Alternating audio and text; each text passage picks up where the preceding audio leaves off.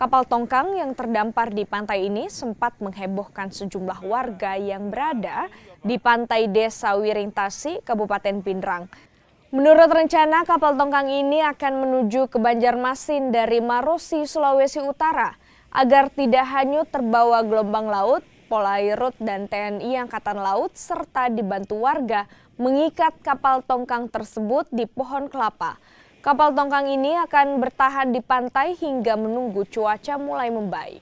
Jadi kapal tongkang tersebut ini ditemukan dari bibir pantai ini kurang lebih, informasi pertama ini 2 mil.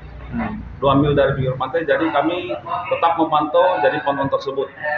Jadi jam 17 lewat 11 menit, ponton tersebut ada di bibir pantai Dusun Melositasi, Kecamatan Supa, Kabupaten Pindrang. Pak, di atas kapal tongkang itu siapa Pak? Ada kru atau apa?